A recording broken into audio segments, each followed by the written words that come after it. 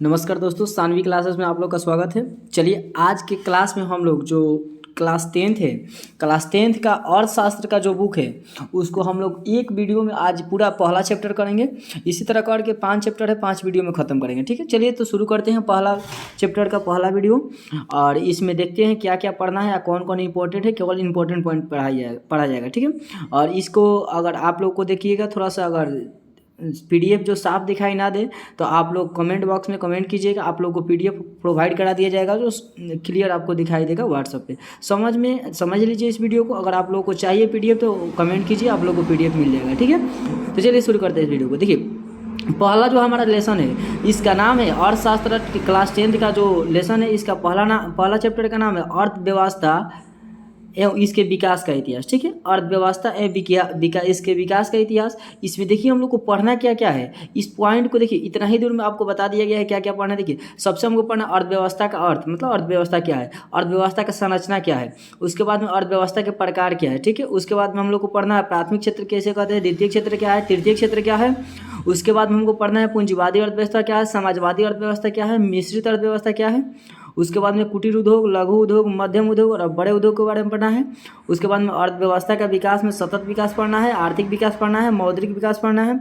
उसके बाद में आर्थिक वृद्धि, आर्थिक विकास, वस्तु विनिमय प्रणाली, मुद्रा, banking, ATM, debit card, credit card और आर्थिक विकास के माप का सूचकांक क्या है, मानव विकास सूचकांक क्या है, आर्थिक नियोजन क्या है। इतने पॉइंट को हमको इस लेसन में पढ़ना है।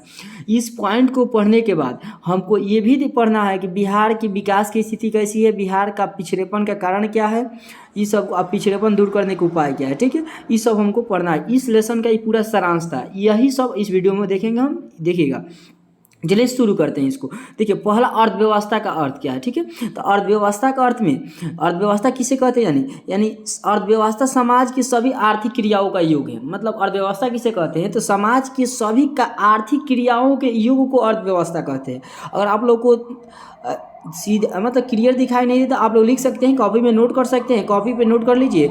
देखिए अगर पूछेगा आपसे अर्थव्यवस्था का अर्थ क्या है, अर्थव्यवस्था किसे कहते हैं, आपसे पूछा जाएगा अर्थव्यवस्था क्या है या अर्थव्यवस्था किसे कहते हैं या अर्थव्यवस्था का अर्थ क्या है, तो उसका डिफिनेशन होगा अर्थव्यवस्था समाज की सभी आर्थिक क्रियाओं का योग है या समाज के सभी आर्थिक क्रियाओं के योग को अर्थव्यवस्था कहते हैं। ठीक है, अब आप लोग के पास यह दिक्कत होगा कि आर्थिक क्रिया किसे कहते हैं। तो सबसे पहले आर्थिक क्रिया समझेंगे क्या है, तो हमारी वे सभी क्रियाएं जिनसे हमें आय प्राप्त होती है। ठीक है, कोई भी काम चीज़ हम करते हैं जिसको हमको इनकम होता है यानी आय हमको मिलता है, और ये सभी क्रियाएं जिनसे हमको आय प्राप्त होती है और वही आर्थिक क्रिया कहलाती है। ठीक है, मतलब कोई भी काम जिससे करने से हमको इनकम होता है, पैसा मिलता है, वो सब क्या कहलाता है, आर्थिक क्रिया कहलाता है। और सभी आर्थिक क्रियाओं को जोड़ेंगे तो उसको अर्थव्यवस्था कहेंगे। आर्थिक क्रियाओं के योग को अर्थव्यवस्था कहते हैं, और वे सभी क्रिया जिसको करने से हमको पैसा की प्राप्ति होती है वे क्या कहलाता है, आर्थिक क्रिया कहलाता है। ठीक है, तो आप लोग उम्मीद है कि समझ गए होंगे कि आर्थिक क्रिया किसे कहते हैं।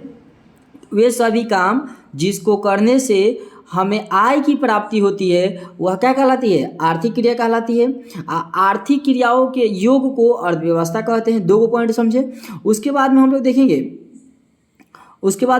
अर्थव्यवस्था की संरचना। ठीक है, अर्थव्यवस्था की संरचना देखते हैं तो उत्पादन के आधार पर अर्थव्यवस्था के 3 क्षेत्रों में बांटा गया। ठीक है, उत्पादन के आधार पर अर्थव्यवस्था को 3 क्षेत्रों में बांटा गया है, इसकी संरचना है। तो पहला क्षेत्र है प्राथमिक क्षेत्र, द्वितीय क्षेत्र, तृतीय क्षेत्र। ठीक है, प्राथमिक क्षेत्र किसे कहते हैं, तो जब हम प्राकृतिक संसाधनों का उपयोग करके किसी वस्तु का उत्पादन करते हैं तो वह प्राथमिक क्षेत्र कहलाता है। ठीक है, प्राथमिक क्षेत्र किसे कहते हैं, जब हम प्राकृतिक संसाधन का यानी भगवान प्राकृतिक और मानव की जो संसाधन होता है, तो मानव निर्मित संसाधन नहीं, प्राकृतिक जो संसाधन भगवान द्वारा जो बनाया गया संसाधन है उसका उपयोग करके हम किसी वस्तु का उत्पादन करते हैं या निर्माण करते हैं तो वह प्रक्रिया क्या कहलाती है, वह सभी का प्राथमिक क्षेत्र के अंतर्गत आता है। ठीक है, इसके अंतर्गत कृषि हो जाएगा, पशुपालन हो जाएगा, पशुपालन हो जाएगा, मछली पालन हो जाएगा, ये सब हो जाएगा। ये सभी क्या कहलाएगा, प्राथमिक क्षेत्र के अंतर्गत आएगा। ठीक है, अधिकांश उत्पादन प्राकृतिक क्षेत्र के अंदर ही आता है। जितना भी मतलब उत्पादन होता है ज़्यादातर प्राथमिक क्षेत्र के अंतर्गत आता है। उसके बाद में हम देखेंगे द्वितीय क्षेत्र किसे कहते हैं, तो ये सभी वस्तुएं जिनका उत्पादन करने में प्राकृतिक संसाधनों का उपयोग नहीं करते हैं, बल्कि मतलब देखिए जो हम उत्पादन करते हैं किसी भी चीज़ को बनाते हैं तो उसमें डायरेक्ट हम भगवान द्वारा बनाई हुई वस्तु का उपयोग नहीं करते हैं, जबकि प्राथमिक जो क्रिया से उत्पादित हुई है वस्तु है ना, उसका उपयोग करते हैं। तो वे सभी क्रियाएं जिनका उत्पादन करने में वे वस्तुएं जिनका उत्पादन करने में हम प्राकृतिक संसाधन का उपयोग नहीं करते हैं और वह है मध्यम से निर्मित होती है, मतलब उद्योग में निर्मित होती है, वह क्या कहलाती है?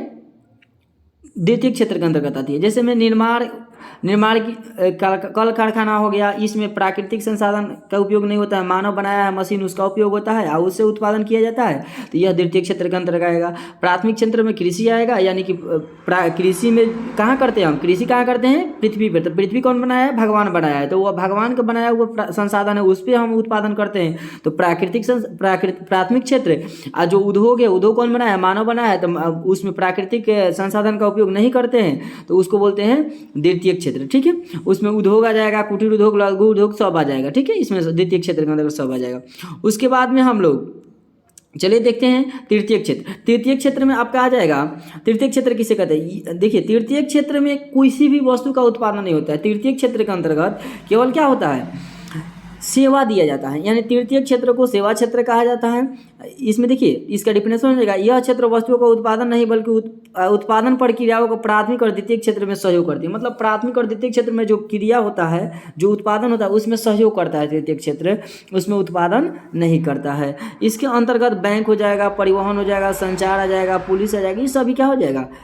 तृतीय क्षेत्र हो जाएगा। ठीक है, चलिए आगे देखते हैं। आगे है अर्थव्यवस्था के प्रकार। देखिए, अर्थव्यवस्था को उत्पादन के साधनों के यानी स्वामित्व के आधार पर पूरे विश्व की अर्थव्यवस्था को 3 भागों में बांटा गया है। ठीक है, पूरे विश्व की अर्थव्यवस्था को उत्पादन के साधनों के स्वामित्व के आधार पर, मतलब मालिकाना के आधार पर पूरे विश्व की अर्थव्यवस्था को 3 भागों में बांटा गया है। पहला आपका है पूंजीवादी अर्थव्यवस्था, दूसरा है समाजवादी अर्थव्यवस्था, तीसरा है मिश्रित अर्थव्यवस्था। तो देखिए, पूंजीवादी अर्थव्यवस्था किसे कहते हैं? तो उत्पादन के साधनों का स्वामित्व जब निजी व्यक्तियों के पास होता है, मतलब जो उत्पादन हो रहा है किसी भी चीज का और उसका स्वामित्व यानी मालिक, स्वामित्व यानी मालिक कोई निजी व्यक्ति है, तो वह क्या कहलाएगा? पूंजीवादी अर्थव्यवस्था। किसी भी देश में अगर उत्पादन हो रहा है और उस देश में उत्पादन हो रहा है, तो उसका जो उत्पादन करता है उसका मालिक कौन है? अगर कोई पूंजीपति है, कोई निजी व्यक्ति है, तो वह क्या कहलाएगा? पूंजीवादी अर्थव्यवस्था कहलाएगा। और यह जो पूंजीवादी अर्थव्यवस्था होता है, इसका प्रयोग निजी व्यक्ति अधिक लाभ कमाने के लिए करता है। इसका एग्जाम्पल अमेरिका, जापान और ऑस्ट्रेलिया है। ठीक है, उसके बाद में हम देखते हैं समाजवादी अर्थव्यवस्था। तो समाजवादी अर्थव्यवस्था में उत्पादन के साधनों पर का जो स्वामित्व होता है यानी मालिक होता है, वह सरकार होती है। मतलब समाजवादी अर्थव्यवस्था किसे कहते हैं? समाजवादी अर्थव्यवस्था वैसी अर्थव्यवस्था है जिसमें उत्पादन के साधनों का स्वामित्व देश की सरकार होता है। ठीक है, या उत्पादन के साधन का स्वामित्व देश के सरकार के पास होता है। ठीक है, तो वह क्या कहलाता है? समाजवादी अर्थव्यवस्था कहलाता है। इसका प्रयोग समाज के लाभ के लिए किया जाता है। समाजवादी अर्थव्यवस्था का प्रयोग समाज के पूरे समुदाय के लाभ के लिए किया जाता है, जबकि पूंजीवादी अर्थव्यवस्था में निजी व्यक्ति अपने लाभ के लिए उसका प्रयोग किया जाता है। अगला है मिश्रित अर्थव्यवस्था। तो उत्पादन के साधनों पर यानी कि सरकार का भी या निजी व्यक्ति का, दोनों का अगर अधिकार है, दोनों को उस पे क्या है? दोनों मालिक है। उत्पादन के साधनों का स्वामित्व सरकार भी है और निजी व्यक्ति भी है, दोनों है, तो इसको कहेंगे मिश्रित अर्थव्यवस्था। इसका एग्जाम्पल हो जाएगा आपका भारत। ठीक है, इसका सबसे बढ़िया एग्जाम्पल हो जाएगा भारत, यानी भारत में मिश्रित अर्थव्यवस्था है।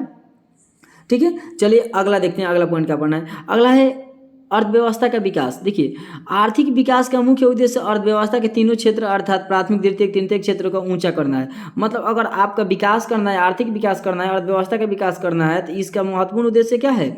आपको प्राथमिक, द्वितीयक, तीनों क्षेत्र में विकास करना पड़ेगा। तीनों में विकास होगा तो आराम से विकास हो जाएगा आपकी अर्थव्यवस्था का। ठीक है, आर्थिक विकास आसानी से हो जाएगा अगर ये तीनों ऊंच हो जाएगा, द्वितीयक, तृतीयक और प्राथमिक क्षेत्र ऊंच हो जाएगा, तो पूरे अर्थव्यवस्था का विकास हो जाएगा। आर्थिक विकास बहुत तेजी से होगा और ये तीनों को बढ़ा दिया जाए, ऊंच कर दिया जाए। तो उसके बाद में आर्थिक विकास और आर्थिक वृद्धि। अर्थशास्त्री देखो, आर्थिक विकास क्या है, आर्थिक वृद्धि क्या है, दोनों में अंतर है।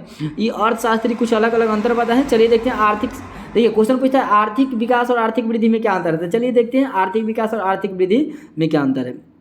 देखिए, आर्थिक विकास विकसित देशों के विकास से संबंधित है।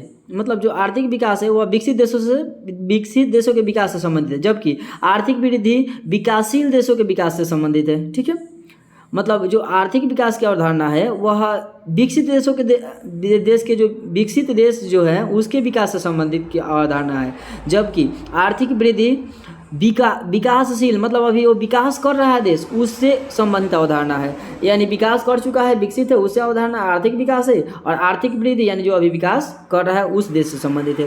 दूसरा, आर्थिक विकास में आकस्मिक तथा रुक रुक कर परिवर्तन आता है। जो आर्थिक विकास है उसमें अचानक परिवर्तन आएगा या रुक रुक कर आएगा, जबकि आर्थिक वृद्धि में क्रमिक दीर्घकाल तक स्थिर प्रक्रिया रहती है।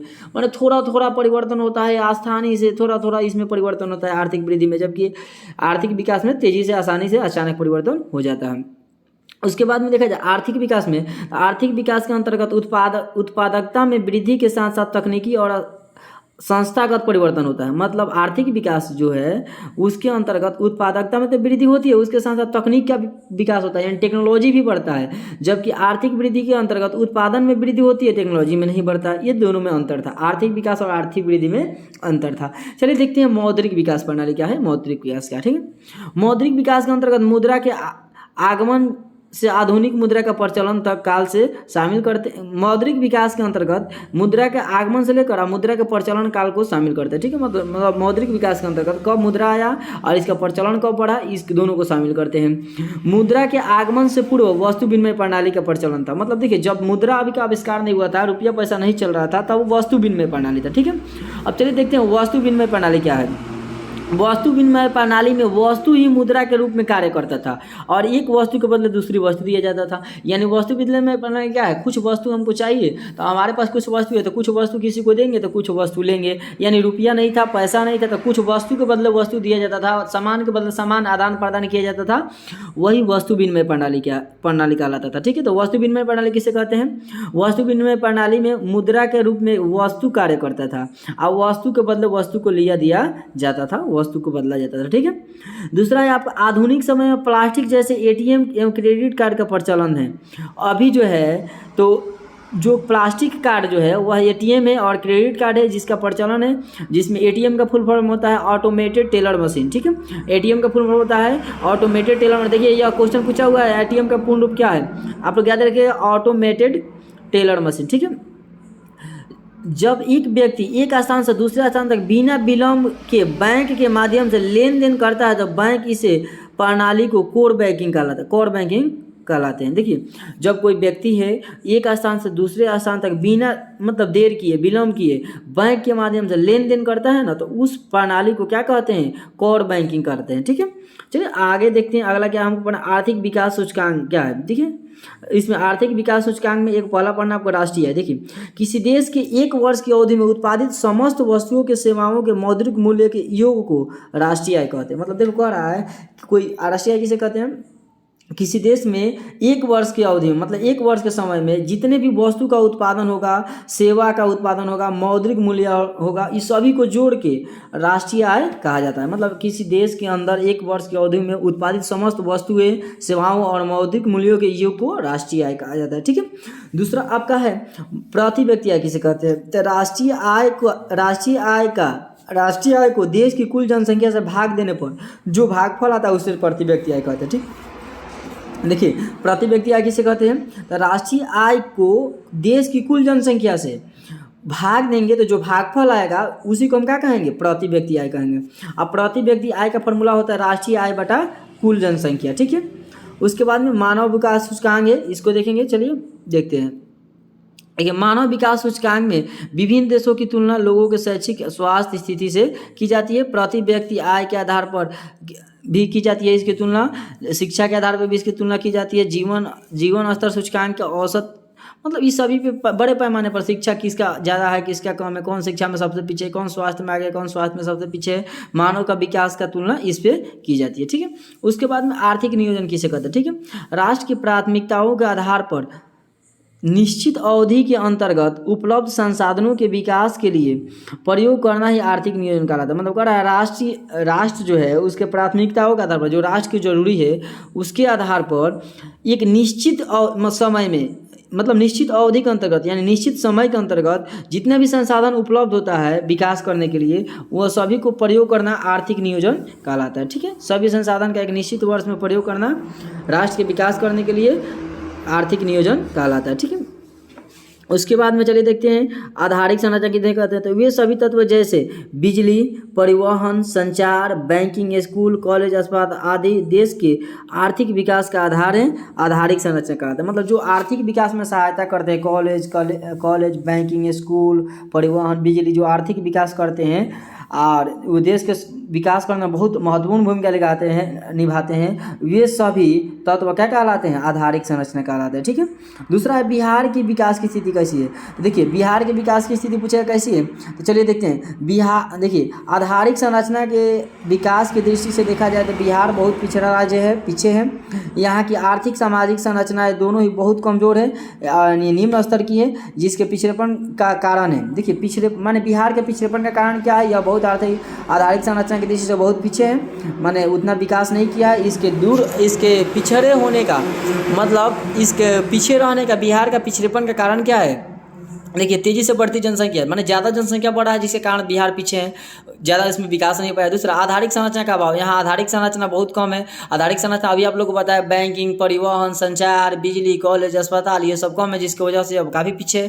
तीसरा कृषि पर निर्भरता, यह कृषि पर निर्भर है, उद्योग धंधा कम है, जिसकी वजह से पीछे है। बाढ़ तथा सुखाड़ से क्षति होता है। यहाँ पे देखते हैं कि उत्तरी बिहार में पूरा कोसी नदी बाढ़ लाती है, दक्षिणी बिहार में पूरा सुखाड़ पड़ता है, जिसकी वजह से क्या होता है, यहाँ पे लोग विकास नहीं कर पाते हैं। तीसरा औद्योगिक पिछड़ापन, यहाँ पर उद्योग धंधा नहीं है, बहुत उद्योग धंधा में पीछे है, जिसकी वजह से यह क्या है, काफ़ी पिछड़ा राज्य है, इसका विकास नहीं हो पाया है। गरीबी भी यहाँ बहुत अधिक है, गरीबी भी इसका कारण है, जिसकी वजह से विकास की स्थिति बहुत पीछे है। उसके बाद में खराब विधि व्यवस्था, यहाँ का नियम कानून सही नहीं है, विधि व्यवस्था खराब है, जिसकी वजह से यहाँ पे क्या है, विकास नहीं हो पाया, विकास की स्थिति काफ़ी पीछे है। उसके बाद में कुशल प्रशासन का अभाव, यहाँ जो प्रशासन करता है, प्रशासन में लोग हैं वो भ्रष्ट है, बढ़िया नहीं है, जिसकी वजह से क्या है, यहाँ पे बिहार की स्थिति काफ़ी पीछे, बिहार के विकास की स्थिति काफ़ी पीछे है। ठीक है। अगला लास्ट पॉइंट है इस वीडियो का, चलिए देखते हैं। इसका नाम है बिहार के पिछड़ेपन दूर कैसे किया जा सकता है। पिछड़ापन का कारण तो वह था, अब देख लिए कि जनसंख्या था, यहाँ पे उद्योग धंधा नहीं था, यहाँ पे बहुत सारा समस्या था, जिसके कारण पिछड़ेपन था, बिहार पीछे था। आप देखते हैं कि उसको दूर कैसे किया जाता है। जनसंख्या पर नियंत्रण करके बिहार के पिछड़ेपन को दूर कर सकते हैं। कृषि का तेजी से विकास करके बिहार पे क्या कर सकते हैं, पिछड़ेपन दूर कर सकते हैं। बाढ़ पर नियंत्रण करके बिहार के पिछड़ेपन को दूर कर सकते हैं। आधारिक संरचना का विकास करके, जो आधारिक संरचना बिजली ये सब नहीं था इसमें, और विकास करके स्कूल में कॉलेज बनवा कर हम इसका पिछड़ेपन दूर कर सकते हैं। उद्योग का विकास, जो औद्योगिक रूप से पिछड़ा था, उद्योग लगा के नया हम भी इसका पिछड़ेपन दूर कर सकते हैं। गरीबी दूर करके पिछड़ेपन दूर कर सकते हैं। स्वास्थ्य और ईमानदार प्रशासन की बहाली करके हम क्या कर सकते हैं, इसको दूर कर सकते हैं। केंद्र से अधिक मात्रा में संसाधनों का मतलब हस्तांतरण करके उसे लेकर हम इसके मतलब ज़्यादा से ज़्यादा मात्रा में पैसा लेकर बिहार के विकास के लिए केंद्र से इसके पिछड़ेपन दूर कर सकते हैं। बिहार के प्राकृतिक संसाधन तथा कर्मठ मानव संसाधन के योगदान के बिहार में कृषि जन्य उद्योग विकास से राज्य एवं भारत देश का विकास संभव हो सकता है। माने बिहार में प्राकृतिक संसाधन और मानव संसाधन के योगदान से बिहार का विकास हो सकता है। माने प्राकृतिक संसाधन और मानव संसाधन दोनों के उपयोग करने से क्या हो सकता है, बिहार के पिछड़ेपन दूर हो सकता है। आगे देखते हैं लास्ट पॉइंट, सतत पोषणीय विकास किसे कहते हैं। विकास की वह प्रक्रिया जिसमें वर्तमान की आवश्यकताओं को आवश्यकताएं बिना भावी पीढ़ियों की क्षमता के योग्यताओं से समझौता किए पूरी की जाती है, सतत पोषणीय विकास कहलाती है। यानी कि विकास की वह प्रक्रिया है जो वर्तमान की आवश्यकताओं को पूरा करने के लिए पीढ़ी को देखकर, देखो सतत पोषणीय विकास जिसमें हम भविष्य को ध्यान में रखकर, आने वाले पीढ़ी को ध्यान में रखकर तब हम संसाधन का उपयोग करते हैं, उससे समझौता करके तब संसाधन का उपयोग करते हैं, वह सतत पोषणीय विकास कहलाता है। यानी कि विकास की वह प्रक्रिया जिसमें वर्तमान आवश्यकताओं की पूर्ति हम भविष्य की आने वाली पीढ़ियों को देखकर उसके अनुसार करते हैं, उसके अनुसार करते हैं संसाधन का उपयोग कि आने वाले पीढ़ी के लिए भी बचे, सतत पोषणीय विकास कहलाता है। ठीक है। समावेशी विकास किसे कहते हैं, तो आर्थिक विकास की जिस प्रक्रिया से समाज के सभी वर्गों का विकास होता है उसे समावेशी विकास का मतलब आर्थिक विकास की वह प्रक्रिया, मतलब कोई भी आर्थिक विकास कीजिए जिससे समाज के सभी वर्गों का समान रूप से विकास हो, वह क्या कहलाएगा, समावेशी विकास कहलाएगा। समाज के कोई भी व्यक्ति इस विकास से अछूत ना रहे, मतलब छूटा ना रहे, और सबको क्या किया जाए, विकास किया जाए, मतलब ऐसा विकास किया जाए कि समाज के सभी वर्गों को लाभ हो, समावेशी विकास कहलाता है। इस प्रकार आपका रहा यह जो 10th का अर्थशास्त्र उसका फर्स्ट लेसन था। ये एक ही वीडियो में पूरा इतना ही आप लोग को पढ़ना था। अब ये पूरा इंपॉर्टेंट पॉइंट था। अगर आप लोग को समझ में आ गया है, अगर आप लोग को इसका PDF चाहिए तो कमेंट बॉक्स में कमेंट कीजिए, आप लोग का पूरा PDF दे दिया जाएगा। ठीक है, व्हाट्सएप पे भेज दिया जाएगा।